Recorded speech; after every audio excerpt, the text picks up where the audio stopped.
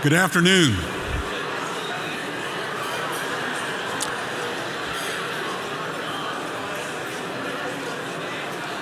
I'd like to welcome you to our State of the County. Thank you for the great turnout. I love everybody that's visiting and enjoying company. My name is Lee Browning, the current chair of the Tyler Area Chamber. I'd like to welcome you to this event. We'd like to begin with the invocation with Reverend Ralph Caraway, Smith County Commissioner-elect.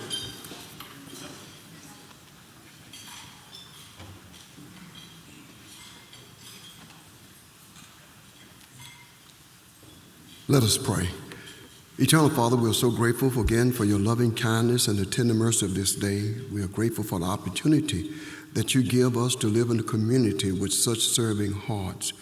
We pray for every hand and every heart, God, that contributes on a regular basis to make life better for so many others.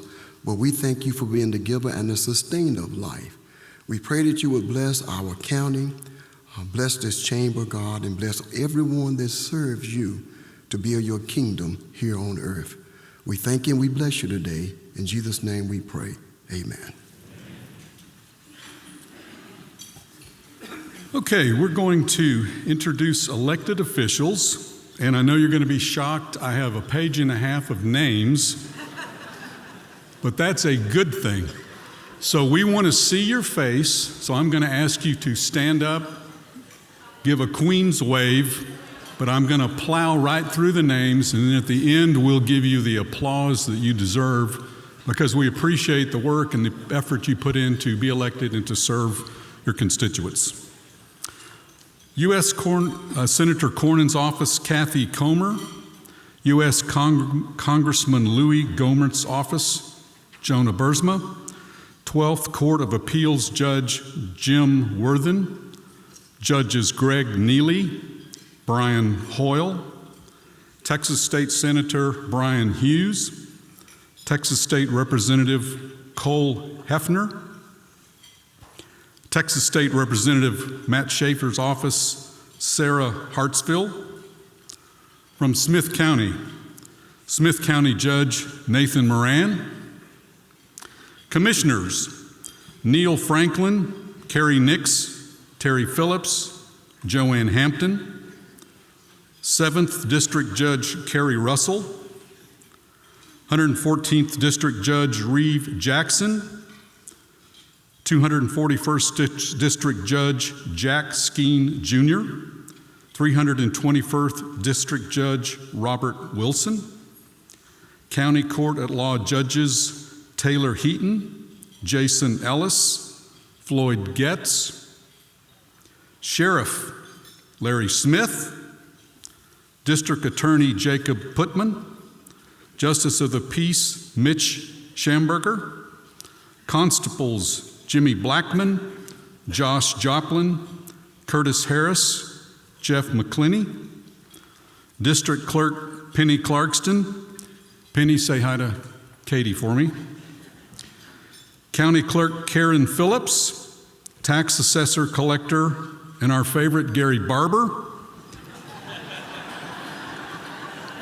Oh, I'm sorry, that wasn't in the notes. I apologize. Treasurer Kelly White.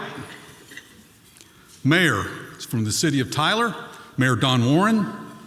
Council members Broderick McGee, Brad Curtis, Bob Westbrook, Stuart Haney, Shirley McKellar, James Wynn. City of Bullard, Mayor Pam Frederick. City of Lindale, Mayor Jeff Daughtry.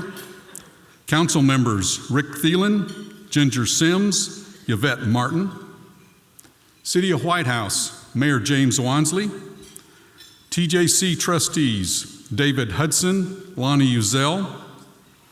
Tyler ISD trustees, Wade Washman, Aaron Martinez, Andy Bergfield, Lindsay Harrison, Artis Newsom.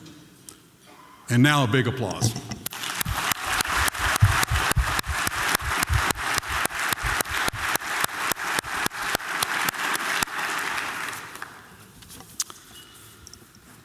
All right, now I'd like to introduce our luncheon sponsor, Jana Broussard with Henry and Peters for some remarks.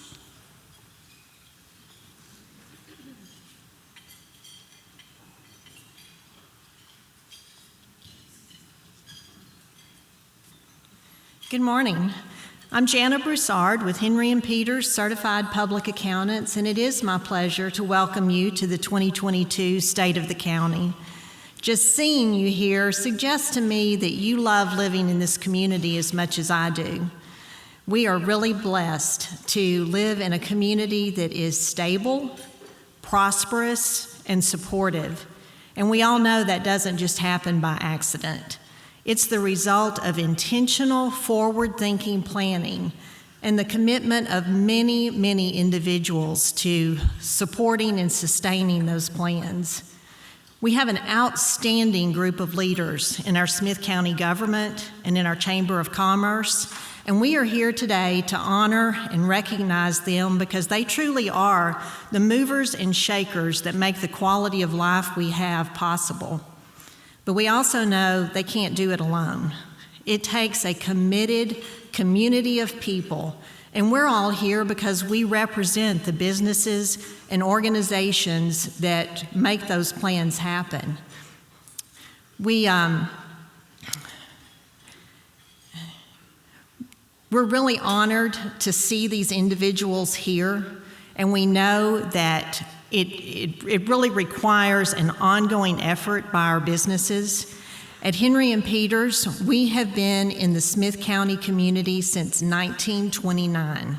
It began with one man, Lester Henry, who saw a need in the community and he wanted to help.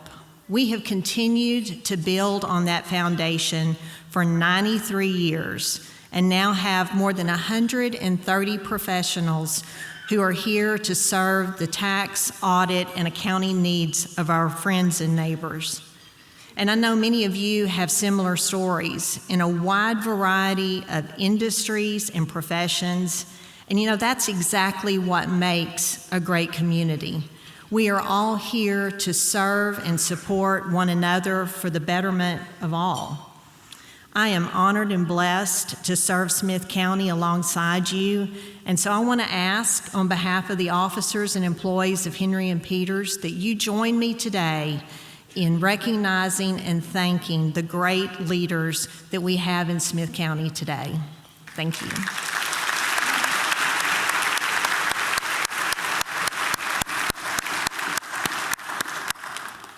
We thank you specifically again because it is an investment in this event and we need our sponsors. Gives us a chance to use this great facility. And by the way, isn't this food really wonderful?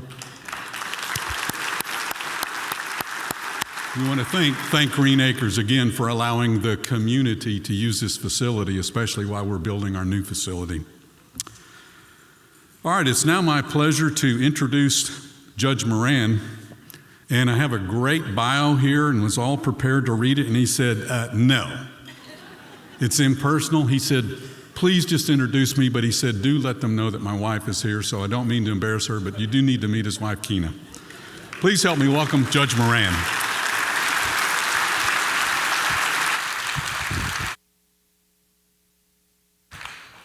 Thank you, Lee, and thank you to the Tyler Area Chamber of Commerce for this opportunity to talk about the state of the county.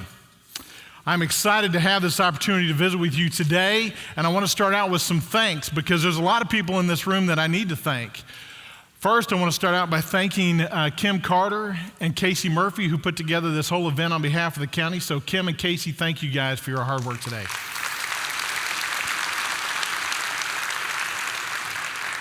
Second, I want to thank each one of you in this room because over the past 6 years as I've been the county judge, many of you in this room have interfaced with me, and together we have solved a lot of problems across the county. We've done, I think, a meritorious job of trying to tackle some very hard issues, things that you cannot tackle without great relationships, strong binding together, and a joint effort bound in common values. So I want to say thank you to each one of you. That was well said by Henry and Peters, that indeed it takes the whole community to make us successful, and I believe we are successful because of the work that each one of you is doing in your families, in your businesses, and then together collectively helping Smith County. Really pleased to be able to thank a lot of the elected officials that are here today, and we're going to get to a lot of them. I want to talk to you about some of the changes that are happening. We're going to have a lot of facts today.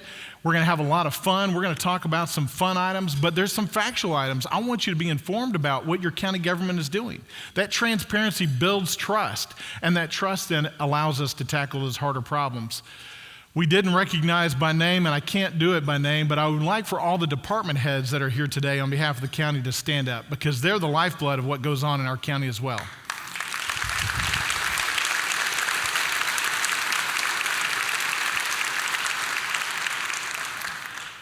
And then I also want to tell you up front that I'm going to focus on a couple of words today, a couple of concepts.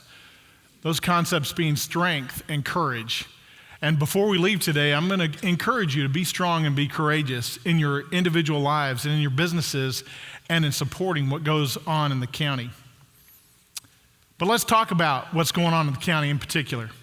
Let's start with the most recent item that we've been dealing with, and that's redistricting. Many of you know that we all went through redistricting here this past year. So I want to tell you how that impacts your lives in particular on the county level. Over the past 10 years, the census tells us we went from 209,000 individuals to just over 233. I think Ed Broussard and I would agree that it's more than that it's undercounted. But it was about an 11% increase, which significantly outpaced the rest of East Texas counties. As a result of that, we needed to have some redistricting among our county commissioner precincts. Not the justice precincts where the JPs and the constables are. We don't have to do that, and many have asked that question. But among our commissioner precincts. So here is just a little snippet of the changes that were made in the commissioner precincts. As you can see on the left, that's where we started before we had to balance out those population gaps. And there were some pretty big gaps. On the right, you'll see the new precinct lines, and the shaded areas are areas that are now taken in. In particular, you're going to see that precinct 1 and 4, precinct 1 gave up some to precinct 4, and then on the other side, precinct 3 gave up some to precinct 2 to help balance out our population growth. Where did most of the growth occur in the last 10 years? Well, it occurred in precinct 1 and in precinct 3.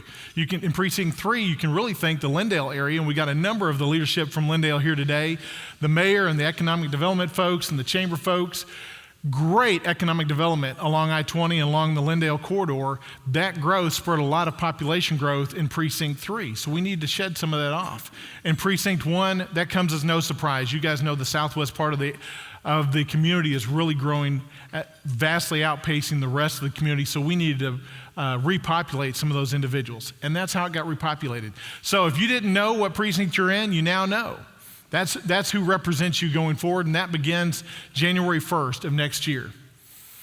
To rebalance some of those populations, you see the beginning and the ending. You see the blue, the beginning numbers, and really it went from 64,000 at the peak in precinct 1 down to just about 52 in precinct 4, about a 12,000 person gap. So we had to realign those. But what we tried to do was also take into account the rate of growth so that over the next 10 years, you're going to see a rebalancing. So as we rebalanced it, and the commissioners approved this, you'll see that now the two smallest were then the two largest. Precinct 1 and Precinct 3 now have the smallest down to 56,000. Why? Because those are outpacing on the growth, so that when we get about midpoint, you're going to have about equal distribution through the end of those 10 years. We think that's smart planning, and that's what we're trying to do at the county. 2022 elections. So 2022 elections are going to bring about a lot of change in January. And you need to know about that change today. The thing that encourages me is something that we talk about with our employees. Esmeralda Delmas will tell you every month when the new employees come through our employee orientation, I talk to each one of them about two concepts. That's the concept of equal and eternal value. And I say, hey, look, you're ambassadors for what we do. Every one of you that are coming through our doors as employees, you're ambassadors, and if you will treat everyone with equal and eternal value, we're going to be fine. You're going to be great ambassadors for the county. The elected officials, the department heads we have here today, do that, and do that with great success day after day. And I appreciate all that they do to treat everybody with equal and eternal value. But we're going to have some changes next year. So what are those changes? Just so you know. You knew I was going to show this, didn't you? Anybody that has seen a presentation from me knows that I'm going to show this diagram. And I'm pretty convinced that I want this diagram on my tombstone one of these days. On the left is every decent form of organizational structure in the world. It's the pyramid, right? On the right is how the legislature in 1876, not Senator Brian Hughes, not Cole Hefner, not Matt Schaefer, they didn't have anything to do with the right side, but those legislative individuals in 1876 said, you know what, we want to set up a form of government where it looks like the Parthenon, not the pyramid. We want to have silos of authority so that everybody reports directly to the constituents and nobody reports to one another. At times, I can tell you that becomes a little frustrating. It becomes a little frustrating, but it's okay. That's the form of government that we're given. That's the form that we work under. So each one of these elected officials has a statutory duty, and we all try to stay in our lane and do that to the best of our abilities. That's our goal, is to bring value to the citizens each year and with every tax dollar, because at the end of the day, it's your money. It's your tax dollars that we're using, and we need to use it for your benefit and give the highest value to it. So who's going to do that next year, beginning January 2023? First change is, as you know, this is the end for me. I've got to the end of this year, and then Commissioner Neil Franklin's coming on, Judge-elect Neil Franklin, and we're happy about that.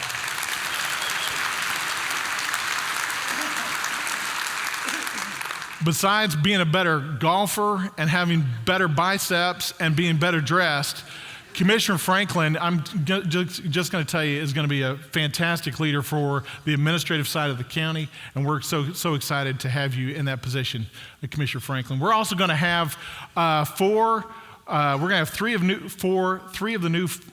three new members of the Commissioners Court. 4 members, 3 of the 4 are going to be brand new. Terry Phillips is going to be the only one still sitting in the same seat. Congratulations, Commissioner Phillips, you survived the 2022 elections. But the remainder are going to change. So when Commissioner Franklin moves over, Pam Frederick, the mayor of Bullard, who's here, is going to take his spot.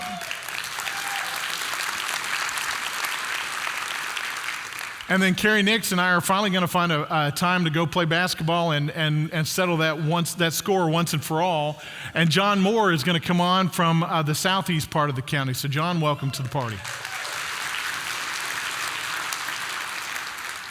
And finally, new on Commissioner's Court, you heard from him to begin with, Reverend Ralph Caraway, who, if you don't know, is an individual of the highest character and leadership in this community. He and I began serving together on the city council, decades ago, it feels like now, and you will find tremendous leadership in Reverend Ralph Caraway when he comes on board.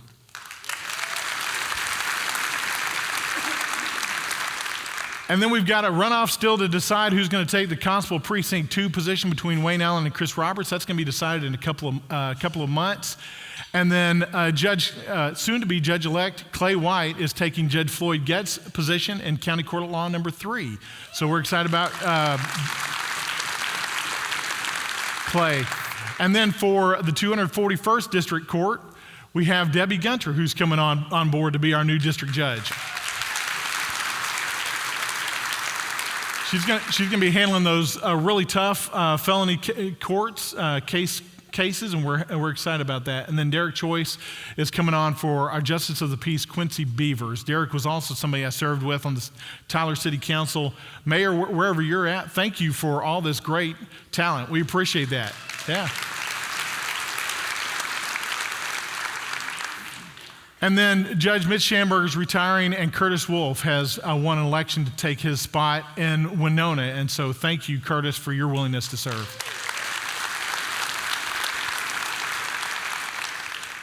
It's probably the biggest transformation of leadership in the county in more than probably 3 decades, I would imagine. There's a lot of change that's going to happen, and that's why I wanted to start with that today, because you need to be aware of who's coming on, and you need to be supportive of those efforts, because everybody, as I came on the first year, Nelson Clyde told me, look, before you try to do anything, get your head under the hood and figure out how this car works. And it was great advice, and it takes time to learn how to do that. They need time, and they need support, and they need your guidance to be able to be successful in their positions. But a lot of that change comes because we've had some wonderful leadership for decades that has now decided to retire. And I want to recognize these individuals. I'm going to call your name. I want you to stand, and we're going to give you a special applause. Judge Jack Skeen, 40 years of service to Smith County.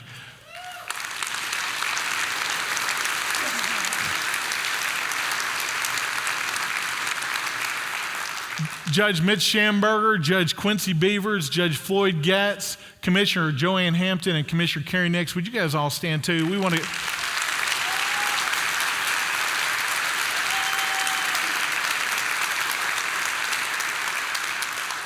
Judge Schamberger, I wanted to go back and see what your salary was when you first started. I really wanted to know that. We should have $16,000 a year. Well, I'm glad we've increased it a little bit since over the past 40 years. Listen, for anybody to serve in public service this long, it takes a special person. It does. It takes a special person to serve their community. And so catch these folks before you leave today and thank them for their years of service, because it's not easy. Mistakes have been made, no question about that. We are all human. But I tell you what, those folks served with a lot of honor and a lot of distinction, so thank you. All right, speaking of honor, integrity, and security, let's talk about elections. Because we've had these elections, you know what's going to change. I want to talk to you about the things that we are trying to do to become secure in our election cycle, because it is very important that you have confidence in our elections. Now, we have an acronym. Michelle, where are you at? Michelle's here somewhere. Michelle, stand up. This is our elections administrator. And Michelle will tell you that we have a SALT acronym that stands for Secure, Accurate, Legal, and Transparent. That's the way we want our elections. We want to be sure that as we go through the process of allowing the opportunity to vote, that we do it in a way that's secure, that's accurate, that's legal, and that's transparent. And I think I want to add a Y on the end of that, make it salty. We want salty elections. And the Y stands for you, because you're a large part of that. From a security standpoint, here's what we've been doing in the county over the past couple of years. We have now a lot of increased physical security. We've now dedicated the entire hub to the elections office. We've got monitors on the doors to know who's going in and out of what areas within and without the elections office. We've got new security protocols in place. We've got new walls up to make sure that it stays secure. Our hybrid equipment helps with security as well. What do I mean by hybrid? You guys hear this all the time, and I'll just tell you, election integrity, it's an issue we got to tackle. The legislature tackled it. We started working on it 4 years ago. We want to be sure you have confidence in your vote. We want to make sure that the confidence that when you place that ballot in there, it's getting voted the way you wanted it to be voted. That's what we want to do as the administrators of that. So we have a hybrid system. It's both paper and electronic. What does that mean? That means we have paper ballots, and that we have an electronic system that counts it, but we always have a paper backup, and that means we can always audit that trail. We can always, if we need to, look at every one of those ballots and count it. And we do, in fact, as you see under accurate, election audits. We get randomly told you need to pick a certain number of precincts, 3 precincts and up to 3 races each election cycle, and we go through and we hand count every one of those ballots to make sure it matches with the electronic version of what the count is. So you can be assured that when you hear about problems with security, we're doing as good as we can to make sure that they're secure and they're accurate, and that paper ballot backup remains true so that we can always go back and count. We've done an audit of our voter records, which we're going to talk about in a minute. We're going to highlight our GIS department, our new GIS department, which has done a total review of voter rolls and locations and boundaries to make sure that everybody's voting for what they should and they don't get to vote for something they shouldn't. We have video surveillance if you look at the ballot counting room, it's one of those deals where if you were really tired at night, you could watch this 24 hours a day. If you didn't know, there's a YouTube channel that we dedicated from the time that election night happens until the time the ballots are canvassed. there's a constant video showing this room where the ballots get counted. So you can sit at home and watch who's coming in and out of that room and what's happening with those ballots. And if you want to do more than that, look at the transparency. We've got this big window that we cut out as we built this new room. You can actually come and just stand there and watch. You can see how it happens. We don't want to hide anything there is that's going on with respect to elections. We encourage poll workers, which is the you part. We want you to be involved. If you want to watch the polls, if you want to be part of the pre-election public tests for equipment that we do, you can do that. We want to be completely transparent about how our process works. We will always strive for getting that better and doing more than what is minimally required, and that's what we have done. And so if you know of a way we can improve, we want to do that because Michelle and her team are top notch. I would put them against anyone in the state right now for an elections administration office, and I appreciate the leadership she's brought. So thank you. That's election integrity. Yeah.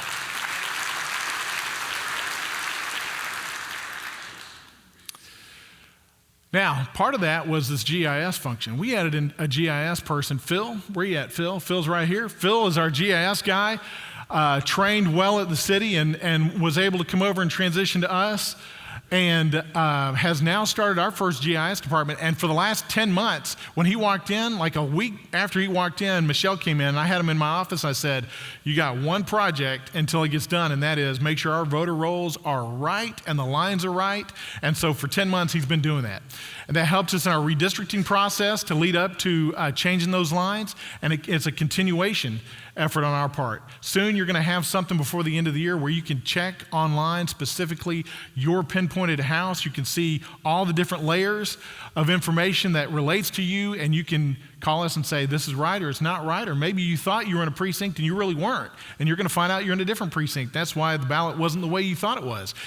Phil right here is the guy that's doing that for us, and he's done a lot of heavy lifting over the past 10 months. So thank you, Phil, for that work. Roads and bridges, if I don't know, if I don't get the pyramid and the Parthenon on my gravestone, maybe we can put a road grader on there, because you guys know how passionate I am about roads and bridges, and so I want to go over that with you. If you didn't know what we've accomplished and what we are currently doing with roads and bridges, you need to know that, because roads and bridges are the lifeblood of economic development. Without infrastructure in place to precede that economic development, the growth that's happening in our county can't happen. Most of the growth that happens in our county, if you didn't know it, happens in the unincorporated areas. It doesn't happen inside the city limits. There's so much constraint about how cities can grow now that most of that growth for businesses and for residential areas is happening outside of the incorporated areas.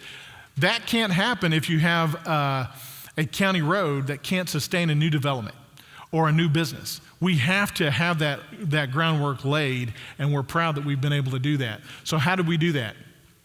We did that in those two phases that you guys passed. Road bond number 1, which is back in 2017, passed by 73%, a remarkable achievement, and thanks to many in this room. And then road bond number 2 passed just this last November at 63%. Incredible numbers that suggest you really do understand that $15 a year for the average taxpayer for new roads and bridges is important. In that phase 1, which we're about to finish, almost 200 miles, linear miles of our 1,200 miles of road system in this county were either reconstructed or repaved. Phase 2, 283 miles are planned for that. And I've told Frank, whatever he does, he needs to find 17 more miles, because I want to get to 500 miles. I don't like the number 483. I like the number 500. So we're going to find a way, or we're going to kick Frank to the curb. We won't do that, Frank. We're going to find a way to get to 500 miles.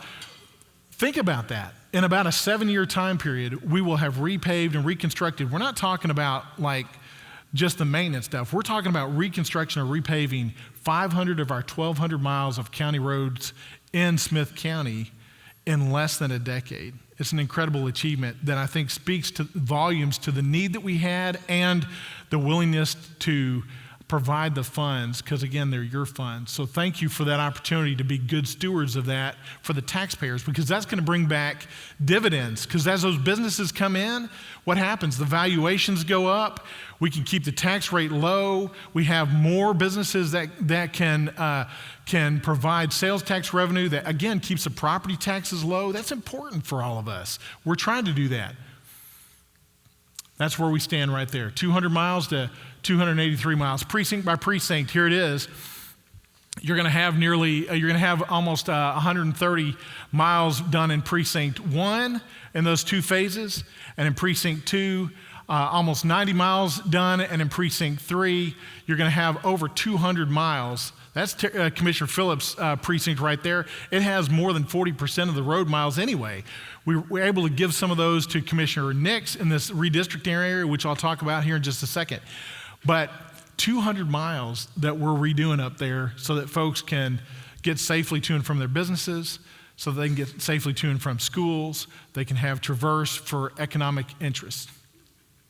And then in precinct 4, under the original map, that's going to be 70 miles that have been done of the 144, almost 50%. I'm going to remind you of this fact if you have not heard this, but it's true, and I want you to remember this. In that first year of our road and bridge program, we repaved or reconstructed more miles in this county than had been repaved or reconstructed in the entire decade before. That's significant. That is us hopefully being good stewards of what you've asked us to do with your money. And we feel confident that's true because then you voted to give us more money to do that. And that's important.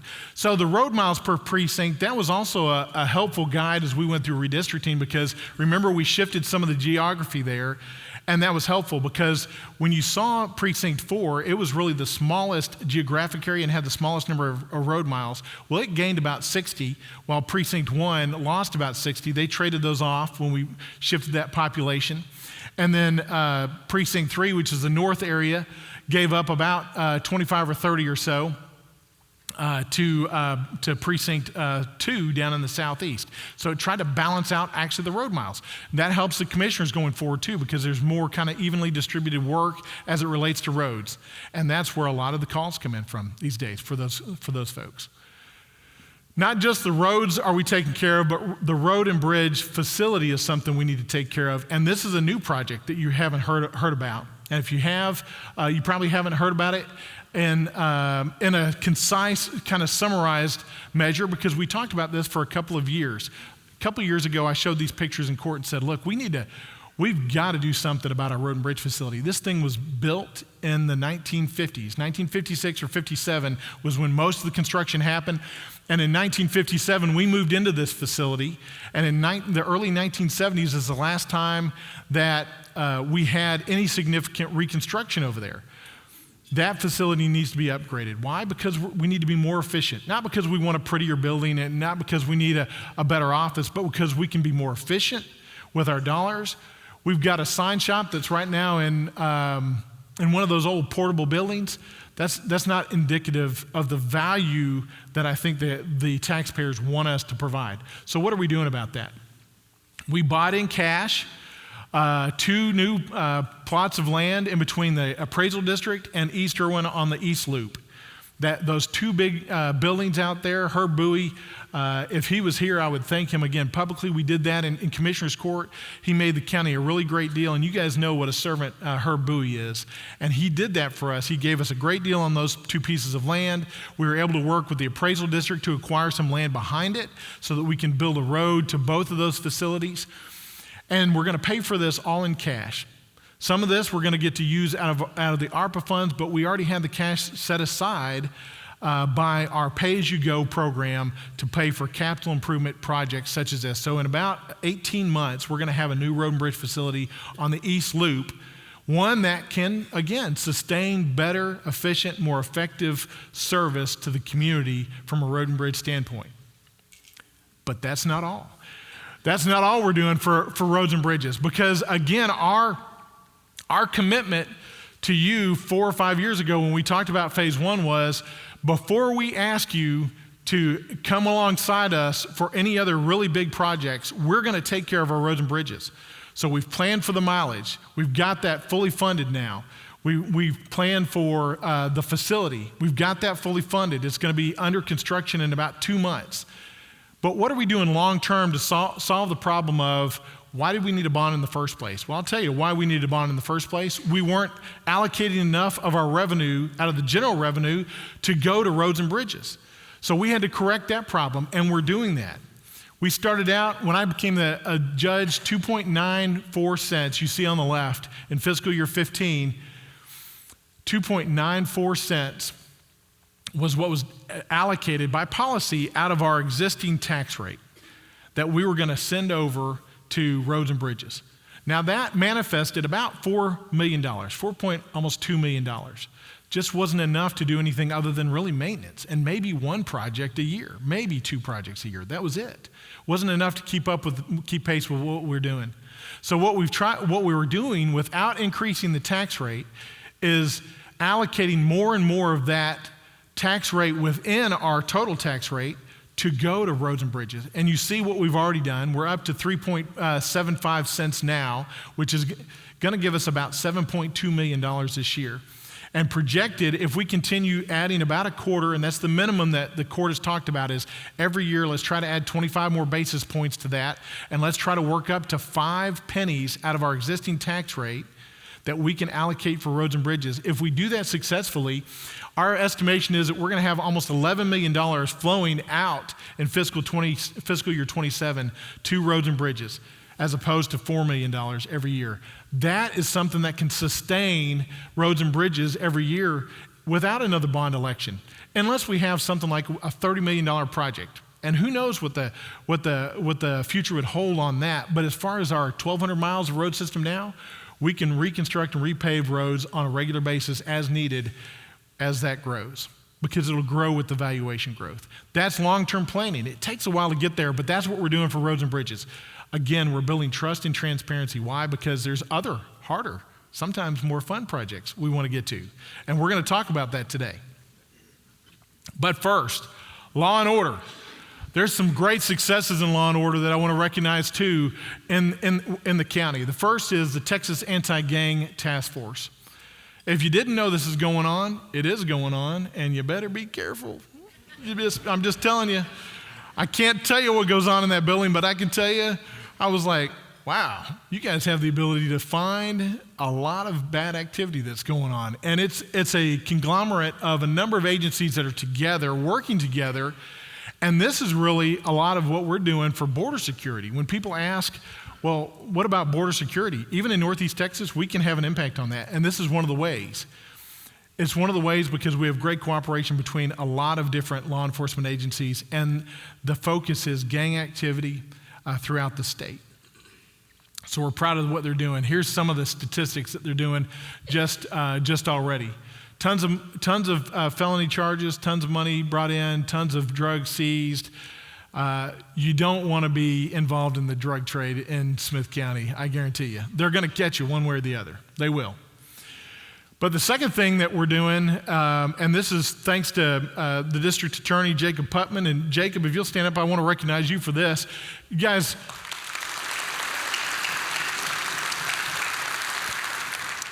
guys may not realize this, but between him and the legislators that are in the room, they were able to establish this last legislative session a financial crimes intelligence center that is the state center. We're not talking about, well, one of many. No, this is like the state center for all the financial crimes that are going on in this state.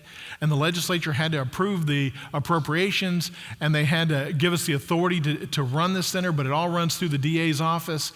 And it's thanks to his leadership that this is ongoing, and they are killing it already. Look at this. In 2 months, they already had intercepted monetary losses that exceeded the total cost of the entire FCIC, just in 2 months of operation.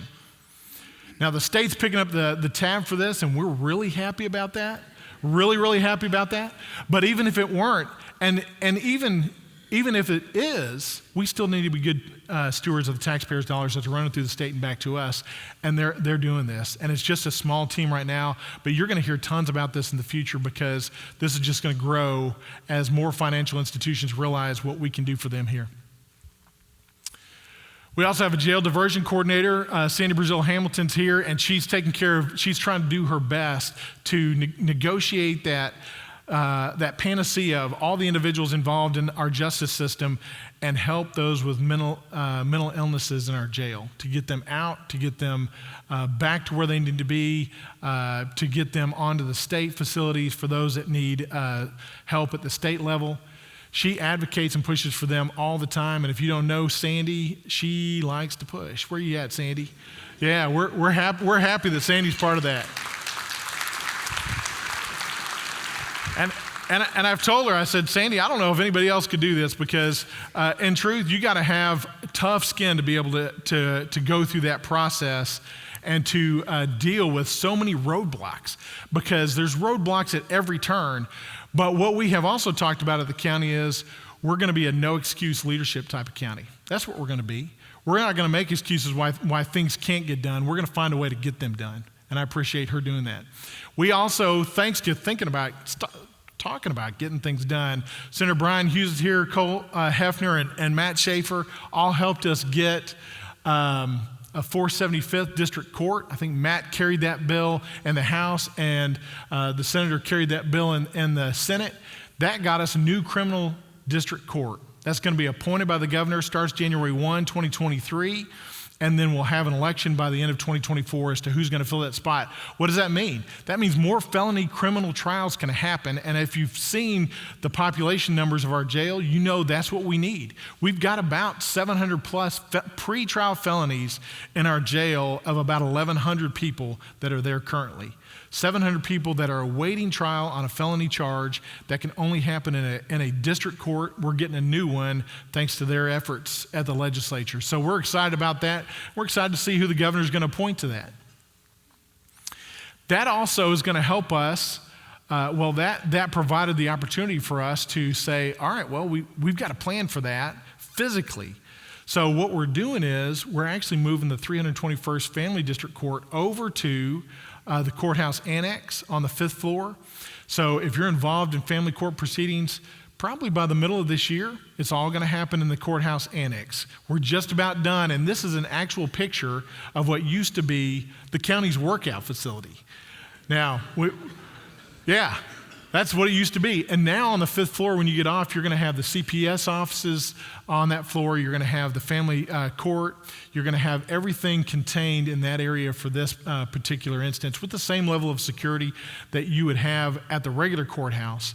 But Judge Robert Wilson is going to get an opportunity to really test out a brand new courtroom, which hopefully will be an example of what we can do at the courthouse level in the years to come. And that'll be my final discussion point today. But what about justice? So, and we really are pleased that we were able to do all that maneuvering in a way that we weren't crunched with time. As prior planning will get us there. So, this is, as you guys remember, who was here like 3 years ago? Was it 2019 when we had our last one that we did this? I think it was 2019. I don't know if you guys remember I ended the whole thing in 2019 by saying, who knows? Remember we were talking about the community commitment report? I mean, we talked about the C's, and I love the letter C apparently because we have tons of C's spread out throughout there. And I said, oh, you know what? Next year come back and we're probably going to talk about something else that starts with a C. I didn't think it would be coronavirus. I had no idea that it would be the coronavirus at all, but about a week before our presentation on the courthouse that we were planning to put on the November 2020 election, that thing hit and we had to postpone it. We were happy to postpone it because it was the right thing to do. But the C I intended to talk about was indeed a courthouse. So I'm going to spend the rest of my time today just talking a little bit about this courthouse project because you're going to hear a lot more about this in the coming months. And I just want to tell you up front, it's my intention to this summer ask the Commissioners Court to put this on the November ballot and to make this a point of decision. We need a decision, we need to move forward, and now is the time to do that. I believe that.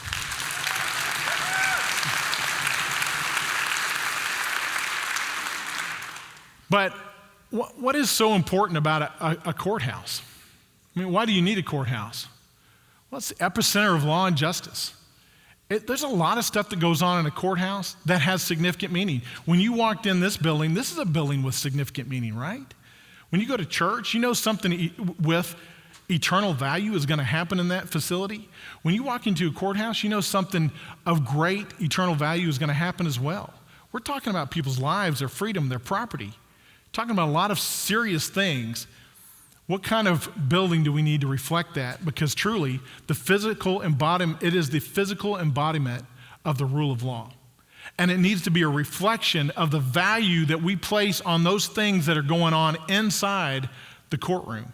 If it's not, then I think we've failed as a community. And quite frankly, I think we've failed as a community. Look at that 1955 that courthouse. That thing was built for 2 trial courtrooms. 2. Within a year, they had to put a 3rd one in there because they didn't have prior planning for long-term logistical growth. Now we have 7 trial courtrooms stuffed in that courthouse. It's not safe and not secure in the manner that it should be. We are doing the best we can, absolutely. But when you got judges walking down the halls and jurors passing them and witnesses passing them, and you got witnesses and criminal defendants and families of both sides in the same bathrooms, in the same narrow hallways, it is not a recipe for justice the way justice should be done. We have 17,000 plus jurors that pass through this courthouse every year. 17,000 jurors. They deserve and demand a safe and secure place to come because they are an integral part of that process. We need them to tell us, should this person go to jail or should they go home? Should somebody be awarded money or should they not? There's a lot of decisions here that have to be made. And those were the 3 prior courthouses that we had. Many of you refer to the 1910 courthouse as the original courthouse. It wasn't. It was like the 4th or 5th. But it lasted 45 years until we put that communist-looking building up in 1955.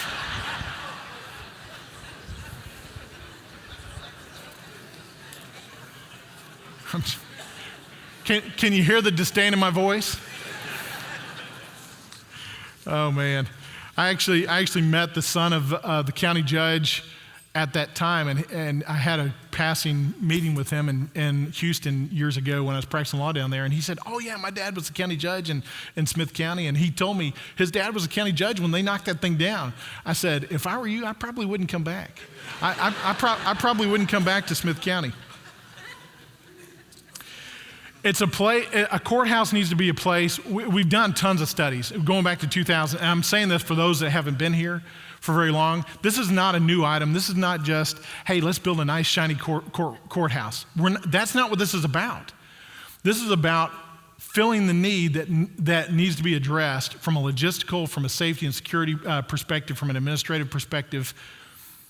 We need to come to a resolution about this. 2000, they came to a plan that said we need one. In 2007, a different group with a different group of commissioners and different consultants came to the same conclusion. Dollar amounts by today's present value were in line with what we had come to in 2020.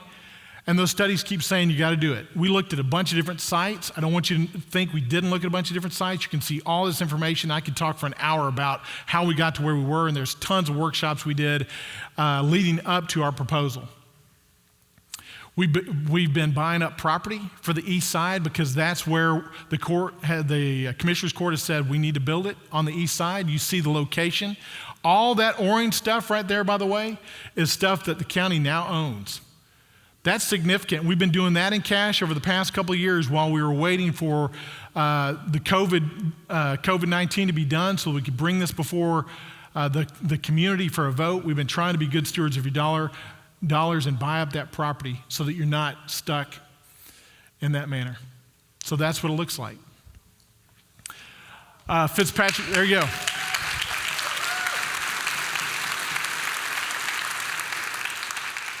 Fitzpatrick Architects has done a tremendous job, and I'm telling you, we went through a year's process. If you weren't part of that, I'm sorry you missed that. We can catch you up at a later time, but we went through a whole year's process in public with a ton of public meetings, ton of workshops, meeting with all kinds of elected officials about what we were going to do, and this is the design that we came up with at the end of the day. Something that's reminiscent of our great historic courthouse, our 1910 courthouse, but something with the size, safety, and security that we need. So what about safety and security? Because really that's the driving force. You can see that the floors are made around the shape of what needs to happen. You need 3 corridors of traverse. You need one for judicial and staff, you need one for the public, and you need one for the jail and the inmates. And those 3 should never unintentionally cross one another. Right now they do. They have to because of the facility that we're in. But this design right here, this layout of how you can get 4 courtrooms on a floor and have different systems in and out of that courtroom, where you have the jail folks bring them in under that tunnel and up from in between the 2 courtrooms, and then into the courtrooms from the side, and the public coming up the main elevators and in through the main doors, and then the judges and staff having a separate elevator from the basement where they have secure parking, and they get out and walk out to the back where their offices are, where nobody can get to, and then they come in the back way to the courtroom. So the courtroom's the only point where all 3 come together, and that's the way it should be. So it's designed around safety and security. Vertically, you have the same thing, and there's big blow-ups of these in the back. Take a look at those and read through those bullets as you get there, as you depart today, because I want you to be aware. Again, I want to say this really, really strongly. We're not looking to build the Taj Mahal. We're not. Neither are we looking to renovate a Walmart shopping center into a courthouse. I don't think that's becoming. Again, it's not the physical embodiment of what goes on in that courtroom, of what happens to those lives. And if that's what we think about that process, I think we need to rethink our value system. And I'm just going to say that bluntly. As a lawyer practicing for 20 years, I think that you have to say we're willing to make an investment in something that reflects the value and the character of our community. And that's what we're trying to give you. And that's what we heard loudly in all of our process. So that was safety and security. That's the front view of what it'll look like. Hopefully close Spring Street there and make a big lawn to Broadway, keep Broadway running through, and not disturb the traffic, but have something this community can be proud of. And by the way, something that logistically, the way we plan for it inside, you can have 12 courtrooms without breaking any walls. So we have, 7 currently in our courthouse. We really need 8 because we've got this new court coming on, and an auxiliary courtroom would make 9. You're going to need a statutory county court of law in the next 10 years. That makes 10. In the next 10 years, you're going to need 10 courtrooms. We've made a provision. You can expand it to 2 more without any question. We're going to shell out some space and just be able to build that when we need it. Logistically, that gets us through 75 years of growth. Logistically, the building's going to stand way past that, hundreds of years. But we can grow logistically and never knock down a wall in that facility. We've created space to grow in the DA's office as you add more lawyers to take care of the more cases that go with the more courts. Same with the district clerk and the county clerk space. We've provided enough growth space so that you're not having to come back in 10 years and say, well, we've outgrown this already. No, you're not going to have to do this. We're going to make provision for that so that you can grow, and this is something that you can have for a long time. Oh, let me go back to that. So this is the image I want to leave you with today, and then I want to leave you with these thoughts again.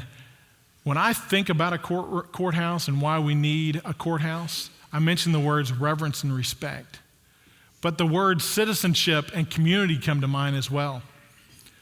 Justice and mercy, both equally, law and order equally, safety and security.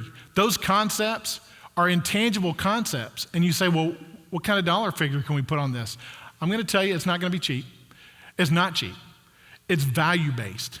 We made it as small as possible for what the needs of the community are, and we will talk in depth about this in the summer if the commissioners allow this to go forward in the November election. I guarantee we'll have tons of meetings. But I want to preface this summer by saying, this is my intention.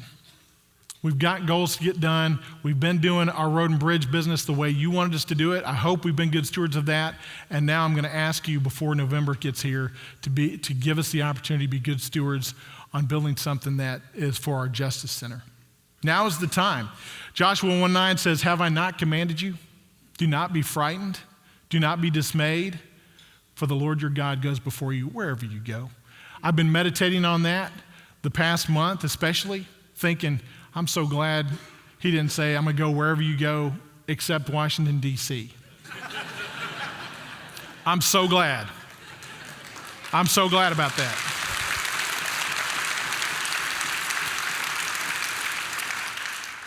But now is the time to be strong and courageous, because it's going to be a community effort. It can't be the commissioner's court. Once we call the bond election, it's out of our hands, and then it's up to advocacy groups. It's up to you to decide, is this what you want or not? We've listened to you. We're going to propose a plan that we think is the plan you want, the style that you want, the location you want, the cost that you want. We're trying to do exactly what you guys wanted for the last 25 years, as we've heard from the community. But it's going to require courage and strength to do that. Transformational change awaits. It awaits for every one of us, and I believe this is a time for transformational change. I'm going to end with a quote from President Reagan, and then I'm going to show you a video that Brandy and Steve put together. Brandy and Steve, are you guys in here? I didn't see you on the way in here. Where are you at? If you guys are in here. Yes. Stand up for a second. Brandy and Steve.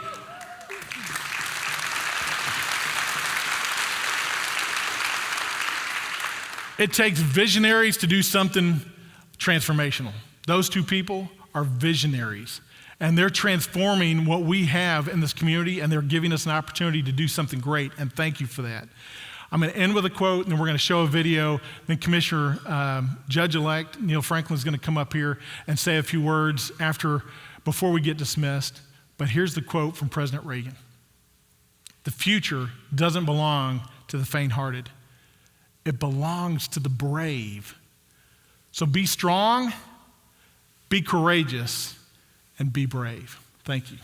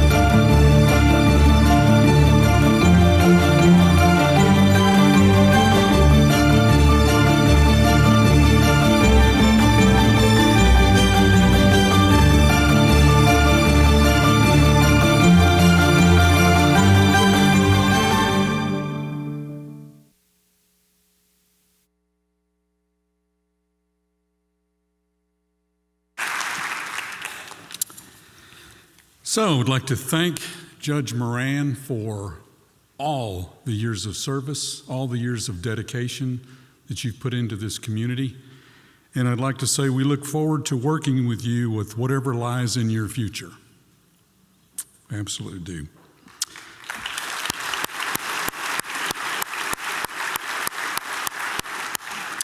I'd like to announce a few upcoming events. The Power Networking Breakfast will be April 20th at Traditions. Business after hours will be April 28th, Cable's Roofing. State of the City and Leadership Tyler Graduation Luncheon, May 26th, right here. Business after hours on May 26th at Ultra Federal Credit Union will be hosting that. And now it's my pleasure to introduce a friend of mine, Neil Franklin. And you guys probably didn't know this. We met in leadership. Tyler, best class ever, class 30. Probably didn't know that, but it is. And it's been really fun getting to know Neil and seeing him in the community. Please welcome Neil Franklin.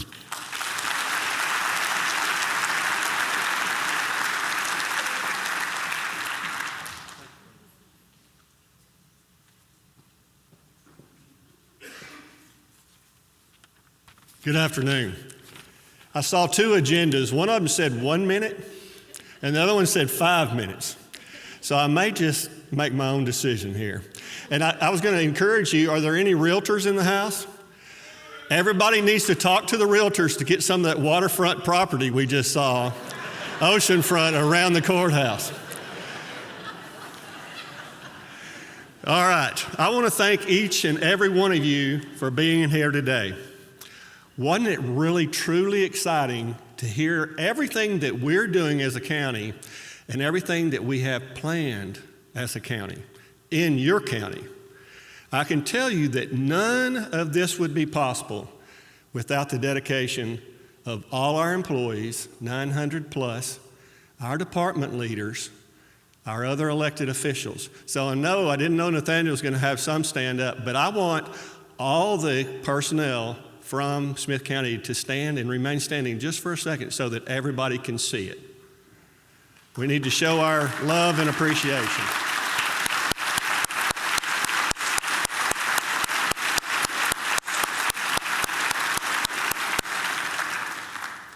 But with every organization, you must have a captain of the ship. And our captain of the ship is the best in Smith County. Judge Nathaniel Moran is an amazing leader, a natural leader. His integrity I'd place up against anybody. He's truly a mentor to me. When I was fire chief, and I wanted to mention this, years ago, he was on the council, and I knew right that moment that he was somebody special. A while ago, when you were seeing the pictures and all the orange that the county has purchased, I was fire chief and standing on top of the annex building when we had the downtown fire.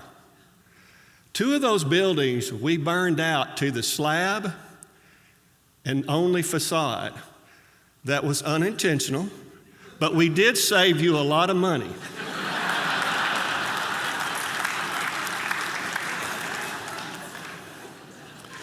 I want y'all to please join me in showing our appreciation again for our captain of the ship, for our county judge, for our next U.S. Congressman, Nathaniel Moran.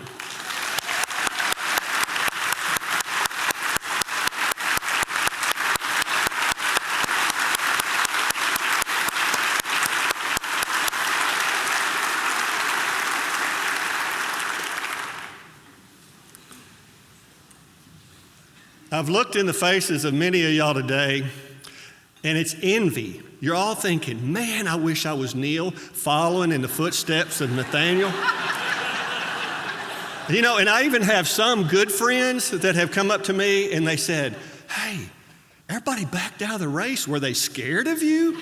And I said, no, they're not stupid. They don't want to follow Nathaniel Moran. I truly am looking forward to my new role. I'm excited to see so many friends here, friends I've known for years and years in this community, and I look forward to serving in that role. So, I do want to share one thing, and this is actually from Nathaniel's wife. I've always appreciated how commanding and confident that Nathaniel is, and his wife calls him an opinion bully. And I said, no, that's just confidence. It's just confidence. So thank you, Nathaniel, for your confidence that you've exhibited, and I'm trying to learn from you in that respect. I want y'all, thank you again for coming today. I want y'all to go out and have the best day ever, and officially, we are now adjourned.